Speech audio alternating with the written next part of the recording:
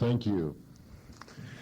You need to understand that this Sunday evening ministry is not a Sunday evening service per se. It's a Bible class, and so we're a little bit less formal here on Sunday evenings.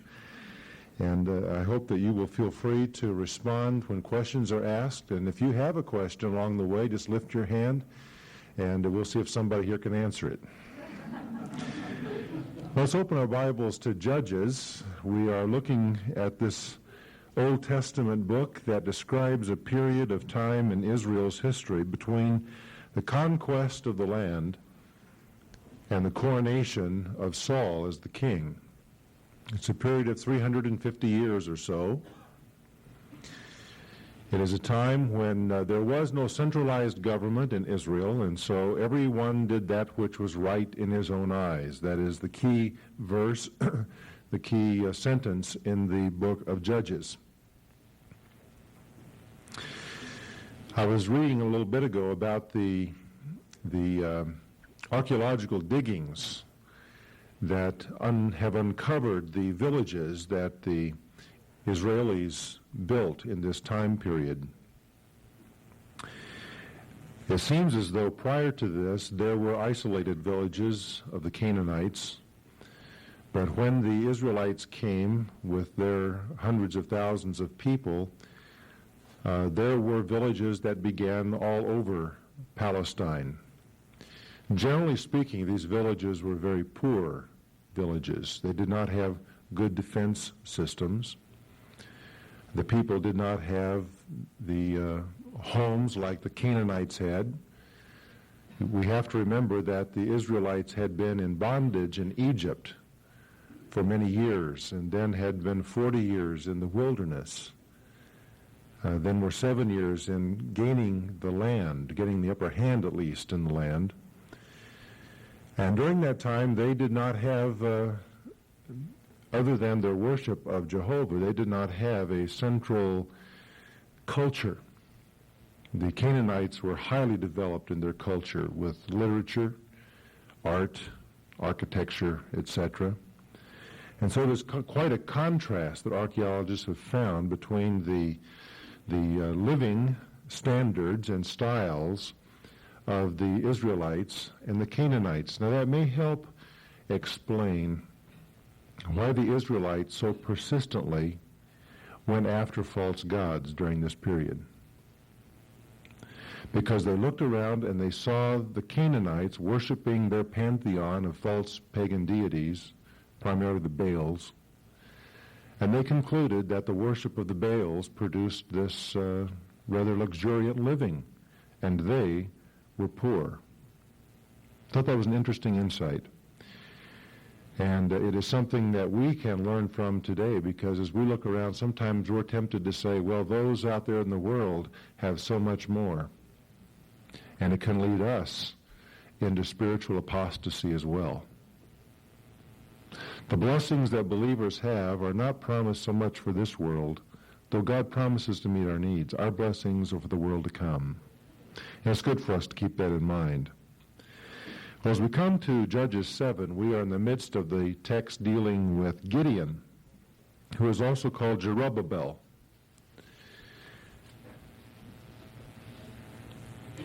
It says, Then Jerubbaal, that is Gideon, and all the people who were with him rose early and camped beside the spring of Harod. Now you may recall that the Midianites, longtime enemies of the Israelis, for 7 years now had been coming into the land during the harvest time and taking the animals and taking the grain, leaving these poor Israelites with nothing. Now this has happened again, and God has called Gideon to lead war against the Midianites and to stop this oppression. Now it's important to understand why the oppression was there. What was the cause for the Midianites coming in and taking the crops, the produce of the Israelites? What was the cause of that?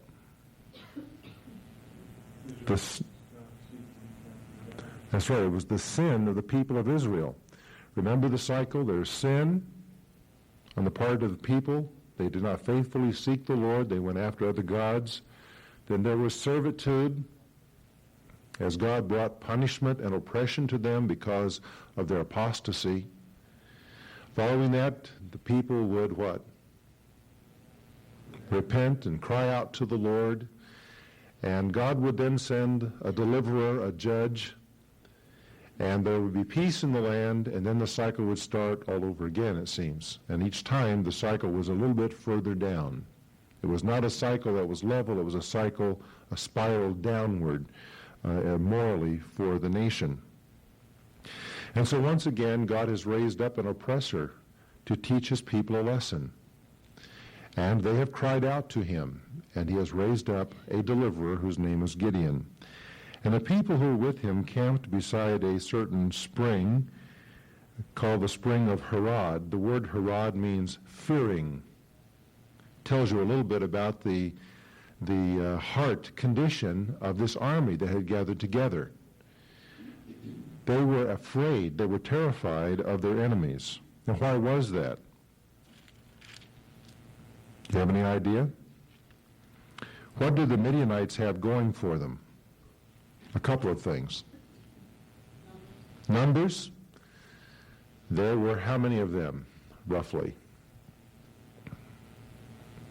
About 180,000 of them. There are a lot of people. Big numbers. Does anybody remember how they traveled? Camels. They had this huge herd of camels that they used to go quickly from place to place, and so it was a fearsome force. It says the camp of Midian was on the north side of them by the hill of Moreh in the valley. That was 3 or 4 miles away. And the Lord said to Gideon, the people who are with you are too many for me to give Midian into their hands. God says you're going to have to go through a reduction of force, because Israel will boast and say, my own power has delivered me. God knew his people pretty well. Now therefore come, proclaim in the hearing of the people, saying, whoever is afraid and trembling, let him return and depart from Mount Gilead.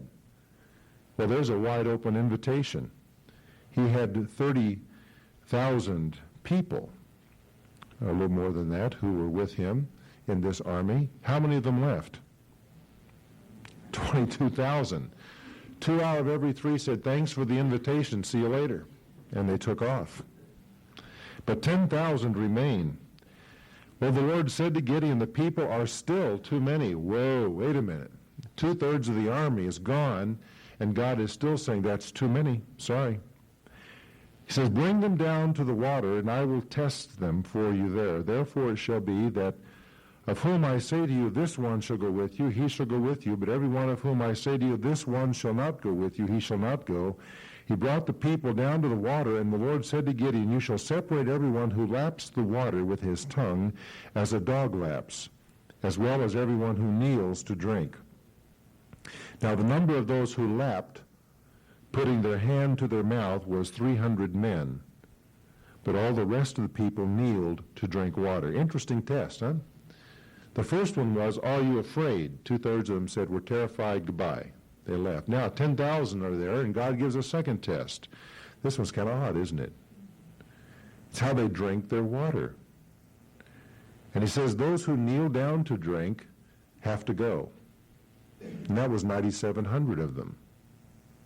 Only 300 lapped it like a dog. Now, it's unclear here as exactly what the picture was. There are those who say that these people showed that they were vigilant and watchful, because they would reach down into the water and bring it up in their hand and drink it this way and lap it with their tongues rather than kneeling down on all fours. That kind of makes sense. That's the one I've heard all my life. In my study for this, though, I found out that Josephus, who was a Jew, a writer, a historian, back in the 1st century, Josephus says just the opposite. That it was the people who got down and lapped who were the ones not being careful, and that was purposeful. God chose them because there was absolutely nothing then for Gideon to depend upon. Kind of an interesting twist. I had not heard that one before. And the Lord said to Gideon, I will deliver you with the 300 men who lapped, and will give the Midianites into your hands. So let all the people go, each man to his own home. Where are you feeling outnumbered in your life tonight? Or you feel like the enemy is bigger than you can possibly handle? This circumstance, this situation is so out of control. The enemy is so overwhelming, there's no way for you to handle it. Well, look what God promises to his people in those times. He said, Gideon, I will deliver you. And over again, God has promised that to his people in the battle. He will deliver us. If God is for us, what? Who can be against us? Though the odds are overwhelming, who can be against us if God is for us? Jesus Christ, the right man, is on our side, as Luther said in the hymn that we looked at last week. And so the 300 men took the people's provisions and their trumpets into their hands. In other words, the people who went home left behind their provisions and their trumpets.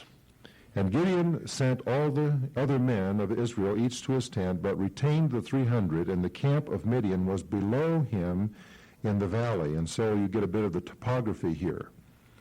When it says he retained the 300 men, literally the Hebrew word there says he held them, which tells us that these 300 would like to have gone too.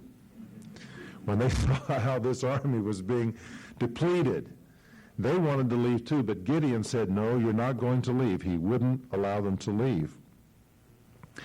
And the enemy, 3 or 4 miles away, was downhill from them, down the valley. That gives us a bit of an understanding of how he was able to surprise them. The same night it came about that the Lord said to him, arise, go down against the camp, for I have given it into your hands. Now God says the same thing again. I will deliver you. I will give them into your hands. But if you are afraid, what have we learned about Gideon so far? Was he a big, brave warrior? No, when the angel of the Lord appeared to him and said, O mighty man of valor, it's what Gideon was going to be, not what Gideon was. Isn't it great that God sees what we're going to be and doesn't look at what we are at the time? O mighty man of valor. Well, Gideon is still afraid, and that's proven. If you're afraid, go down. Go with Purah, your servant, down to the camp, and you will hear what they say. So God says, you go and spy it out. You do a reconnaissance mission. And afterward your hands will be strengthened that you may go down against the camp. And so he went with Purah, his servant, to the outpost of the army that was in the camp. Now here you've got this huge army. The Midianites, the Amalekites, and all the sons of the east were lying in the valley as numerous as locusts. And their camels were without number, as numerous as the sand on the seashore. And try to get the picture of that. Here you've got Gideon and his 300 men, knees knocking, trembling, up on the higher ground, looking down on this camp that is spread out as far as they can see. And wrapped in their robes are these Midianite, Amalekite, and other peoples from the east, soldiers wrapped up in their robes, sleeping for the night. And the camels are there around them in this huge camp. Now Gideon came, behold, a man was relating a dream to his friend. God is in charge here. God's arranging this whole thing. And he said, behold, I had a dream. Now, Gideon and Purah are just listening, see. They're out here beyond the fire in the darkness, just listening to what these people are talking about. I had a dream. A loaf of barley bread was tumbling into the camp of Midian, and it came to the tent and struck it, so that it fell and turned it upside down so that the tent lay flat. What an odd dream. He dreamed about a loaf of bread. Have you ever dreamed about a loaf of bread? I don't recall having that dream lately. And it was a loaf of barley bread. Now, barley was the food of the poor and was identified with the Israelites. It was the food given to animals. And there was this loaf of barley bread, and it came tumbling out of the hills and fell against this tent that was Midianite, and the whole thing collapsed, flat. And his friend answered and said, This is nothing less than the sword of Gideon, the son of Joash, a man of Israel. Now, why did he say that? Well, you see, they were aware that Gideon had rounded up some men and planned to fight them. That was knowledge of these people. And he may have meant this as sort of a joke, a jest. Oh, well, that's Gideon. That's Gideon. And it's his sword. God has given Midian and all the camp into his hand. Ha, ha, ha. You see. However he meant it, when Gideon heard that account and the interpretation, it says that he bowed in worship. He bowed in worship. What a great phrase. What a great response on the part of Gideon. Gideon is learning something. Gideon is here responding from his heart to the Lord. And his heart response is one of worship. And he returned to the camp of Israel, and he said, "Arise, for the Lord has given the camp of Midian into your hands." And he divided the 300 men into 3 companies. That was typical strategy, divide. And he put trumpets and empty pitchers into the hands of all of them, with torches inside the pitchers. Now, this is not typical strategy. They went into battle with their hands filled, but not with spears and swords and armament, rather with pitchers that had torches inside of them hidden so they could not be seen. And on the other hand, a trumpet. Now the trumpet here is the shofar. That is that horn that is blown into. Perhaps you've seen pictures or heard them. Shofars are not musical instruments. They are a means of assembling people or ordering troops in warfare. They would give these rather loud and odd sounds on the shofar. And so those are what they had their hands filled with. And he said, "Look at me and do likewise. Behold, when I come at the outskirts of the camp, do as I do. When I and all who are with me blow the trumpet, then you also blow the trumpets all around the camp and say, for the Lord and for Gideon." You see, the Midianites knew his name and the Lord's name. And so that is the strategy. They're going to go on 3 sides. Gideon's going to give the signal. He will start. He will break this pitcher. Suddenly there will be a torch, there will be light, and there will be the sound of the trumpet, and that will happen then all around on 3 sides. And so Gideon and the 100 men who were with him came to the outskirts of the camp at the beginning of the middle watch. This is the watch that went from 10 o'clock at night to 2 o'clock in the morning. This is the swing shift. When they had just posted the watch, and so these guys hadn't really gotten into their routine yet. This was sort of in transition. It was a critical moment of weakness when there would be movement in the camp as the guards were going back to their places to sleep. And just at that moment, they blew the trumpets and smashed the pitchers that were in their hands.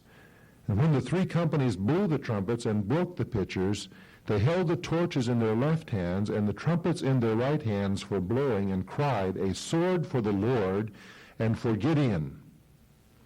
And each stood in his place around the camp, and all the army ran, crying out as they fled.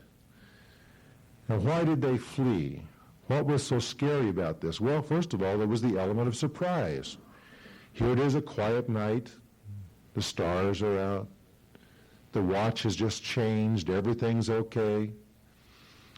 And suddenly around them there's all of this noise. There are people crying out for the sword of the Lord and Gideon. There's the sound of trumpets. There are these torches held high. It is a surprise attack. And they would normally have expected that behind each one of those torches would come several thousand Israeli warriors. They had no idea who was there, who wasn't there, but that's what they would expect. And I can't help but think that God also put panic in their hearts. And there was movement already in the camp as their own soldiers were coming back to rest, and when they woke up, were startled, shocked. There are these people moving around, there's all of this noise, the torches around the camp, and they suddenly begin to fight each other. The Lord set the sword of one against the other, even throughout the whole army. And they began to kill each other. And all the Israelites did was to stand there and blow trumpets and hold up torches. Isn't that amazing? What an amazing story. And it says that they fled in two different directions. And the men of Israel were summoned from Naphtali, Asher, and all Manasseh, and they pursued Midian. Now, these may have been some of the guys who'd gone home. We're not sure, but he got some help, and they took out after the fleeing army. And Gideon sent messengers throughout the hill country of Ephraim, saying, "Come down against Midian, take the waters before them as far as Beth-barah and the Jordan." So this is the crew that was to cut off the Jordan. They were to wait at the Jordan River at the ford so they could catch the army coming across that direction. And they did that. And they captured the two leaders of Midian, Oreb and Zeeb. Oreb means raven, Zeeb means wolf. Sounds like a motorcycle gang, doesn't it? Wolf and raven were killed, one at a rock, another at a wine press that bore their names from that time on. And there was a great victory. Now, interestingly, in chapter 8, we begin by the men of Ephraim coming with a complaint. There's just been this wonderful victory, and suddenly there is criticism. And does that ever happen to you? He says, "What is this thing you've done to us, not calling us when you went to fight against Midian?" And they contended with him vigorously. What do you think is the motive on the part of these Ephraimites? Why are they so upset? They want to get on the glory. Their pride was hurt. They were jealous. They were jealous of what had happened, and they didn't get to share in it. How do you handle criticism? When people criticize and complain to you, what do you do? You know, our response to that, I'm sorry to say, measures something about us, doesn't it? I've tried to learn not to react quickly. I've had to apologize too many times. I don't like apologizing, so I try not to react too quickly. Now, in this case, what Gideon did was to give a very soft answer. Proverbs 15:1 says, "A soft answer," what? "Turns away wrath. Grievous words stir up anger." And in the midst of all this anger and jealousy, Gideon responds, "What have I done now in comparison with you?" He says, "I haven't done anything. You've really won the battle. Is not the gleaning of the grapes of Ephraim better than the vintage of Abiezer?" That was his household. He says, "You've done so much more. God has given the leaders of Midian, Oreb and Zeeb, into your hands. And what was I able to do in comparison with you?" He gives an easy answer, and it says their anger toward him subsided when he said that. Now, that's a good lesson for us. That when we are criticized, when people come with this remark or that one, that we give a soft answer. And Gideon and the 300 men who were with him came to the Jordan and crossed over, weary yet pursuing. Now here's the deal. Gideon and his band are still going after some of the fleeing army. They have now gone those miles eastward to the Jordan. They crossed the Jordan into the Transjordan, and they are pursuing some of the army.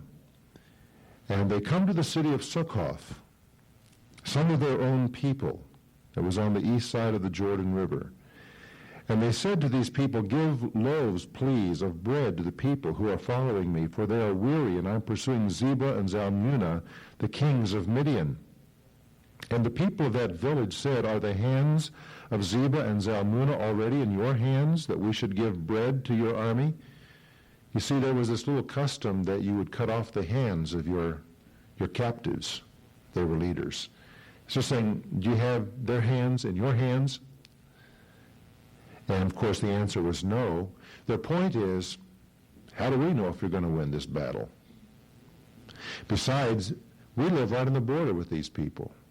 And you're asking us to take sides and get involved? Well, that wasn't a real good answer. Because God is the one who had ordered them to fight against the Midianites. And now the opportunity is there to assist in the battle, and they're not willing to do their part. And so Gideon said, all right, when the Lord has given Zebah and Zalmunna into my hand, then I will thrash your bodies with thorns of the wilderness with briars. Now that sounds nasty, but it doesn't sound as nasty as it really was. It undoubtedly resulted in the death of the people who were punished this way. These thorns of the wilderness were nasty thorns, big thorns. And it's not certain exactly how this was accomplished, whether they were laid down and the thorns were dragged over them, or whether they were laid onto thorns and sledges then were drawn over them. But the point is that this was a torturous way to die. And he went up from there to Penuel. This was only about 3 or 4 miles away. And he spoke similar to them, and the men of Penuel answered in a similar manner. And so he said to them, when I return safely, I will tear down this tower. Now, the people here in this village had a tower of some sort of fortress in which they would go to hide when the Midianites came through. Yes? What gave Gideon such boldness to come across with this type of retaliation when he wasn't going to begin? Revenge. Well, what do you think changed him? Okay, he knew God was on his side. He had seen an amazing victory. He had become pretty convinced, hadn't he? Even though at first he was timid and tentative, we don't see that in him at this point. You're right, there was quite a change. In the case of these people of Penuel, he wasn't going to kill them that way, but he was going to tear down the tower that they depended upon. And so it says that these two kings were at Karkor, and their armies with them, about 15,000 men, just a fraction of the original. And all those who were left of the entire army of the sons of the east for the fallen were 120,000 swordsmen. So there were 135, I think I said 180 earlier, I was thinking the Assyrians. 135 of these Midianites, and most of them are gone. And Gideon went up by the way of those who had lived in the tents on the east of Nobah and Jogbehah, and attacked the camp when the camp was unsuspecting. And so another surprise attack, and the result was he took these two kings.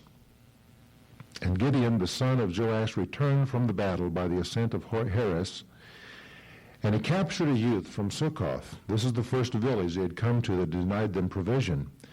And he asked this youth to write down the names of the elders of that village. There were 75 of them. Just an insight here. There are some liberal theologians who try to tell us how illiterate the Israelites were at this particular period of time in their history. This would be an argument against that here is a youth who was able to write, probably on a piece of pottery or on something like that, but he wrote down the names of the 75 leaders of the city. And he came to the city and showed them his captives, and he took the elders of the city and did what he had threatened he would do. And when he came to Penuel, he did exactly the same thing there that he said he would do. He tore down their tower, leaving them without that mechanism of defense. And then he said to these two captives, Zebah and Zalmunna, what kind of men were they whom you killed at Tabor? Now we have some information here that we don't have anywhere else in Judges. We don't exactly know when this happened. But at some time, these two guys, these two kings, had come to Mount Tabor, which is where Gideon was from. And they had attacked Mount Tabor. And so Gideon is thinking back to that occasion, knowing who these two are, and he says, what kind of men were those that you killed? And he said, they were like you, each one resembling the son of a king. Now, that's an idiom, an expression that means that they were like you, they were strong, they were good-looking, they were privileged people. It tells us a little bit about Gideon, as we saw before when we studied him. His father was wealthy and well-known there in that city. And he said, they were my brothers, the sons of my mother. And so Gideon now brings a charge against these two and is going to do the duty of the avenger. under the law of Moses. Now these were Midianites, not Israelites, but he's applying the law nonetheless that God gave in Deuteronomy 19, verse 6, verse 12, in which he had authority and right to punish these men for killing his next of kin. He says, as the Lord lives, if only you had let them live, I would not kill you. But now they're about to get punishment that is commensurate with their murderous act. And so he said to Jether, his firstborn, rise and kill them. Now in doing this, Gideon was giving to his firstborn son a privileged action. It was considered to be an honor to kill the kings of the opposing army. But it was also a disgrace to the kings to have a young man kill them, not a seasoned warrior. Furthermore, a young man who wasn't used to warfare may have done it in a way that was not quick. He may have blown it the first time, see? And so Gideon says to them, rise and kill them, but the youth did not draw his sword. He was afraid. I don't know where he learned that, but he was still a youth, and you can understand even the child of a very brave warrior, which Gideon had not been most of his life, would still be reticent because of his youthfulness. The two kings pleaded, rise up yourself and fall on us, for as the man, so is his strength. And Gideon arose and he killed them both. And he took the ornaments that were on their camels' necks. These were crescent, sort of half-moon ornaments out of silver, gold, something like that. And he took them.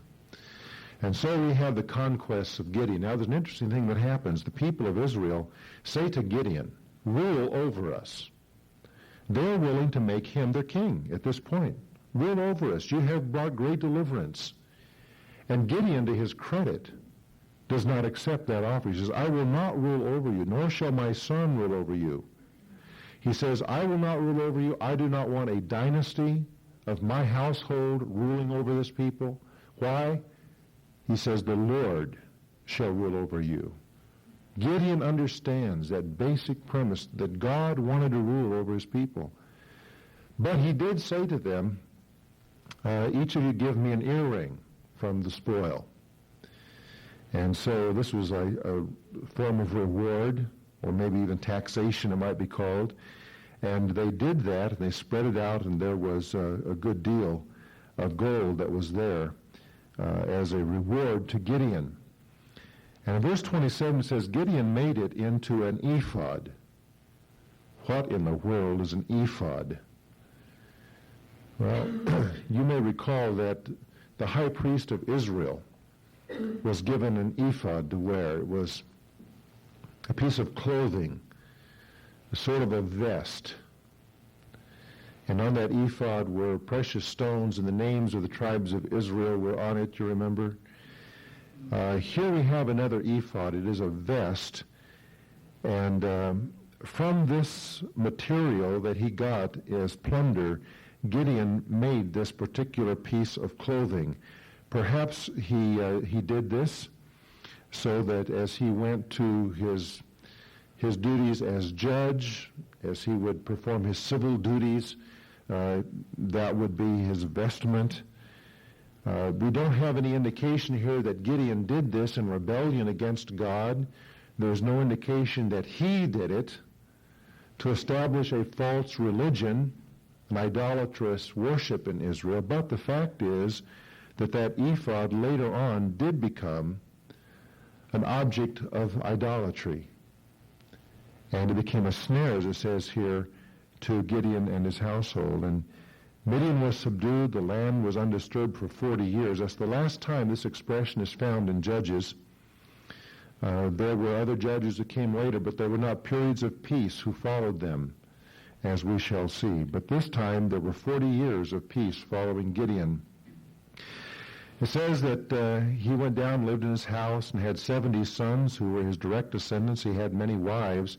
He may not have accepted the position of king, but he lived like a king. He had all of these wives and children, and he died at a ripe old age, was buried in the tomb of his father Joash. And oh, by the way, he had a son named Abimelech.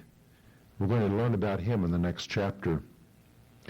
And so there is this record of the conquests of Gideon, and after he is off the scene, what happens?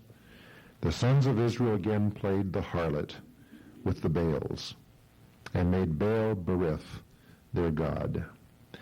Thus the sons of Israel did not remember the Lord their God, who had delivered them from the hands of all their enemies on every side, nor did they show kindness to the household of Jerubbaal, that is Gideon, in accordance with all the good that he had done to Israel.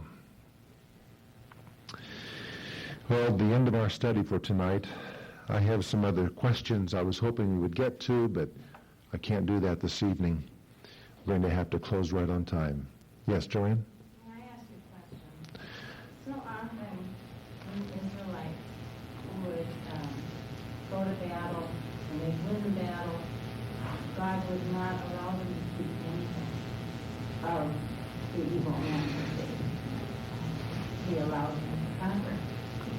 Why did He sometimes and other times not, you know? I don't know the answer to that. I know that earlier on in the book of Joshua that was the case, and the fact that, what was his name? Who took some of the goods from Ai? Achan. How can you forget a name like that? Achan was a real pain. And he did take some of the goods and brought judgment upon the house of Israel because of it, but here God allows Gideon to do it. Does anyone have an insight there regarding this? Didn't you say, I don't know. when we started Judges, that the battles of Joshua would cleanse the land?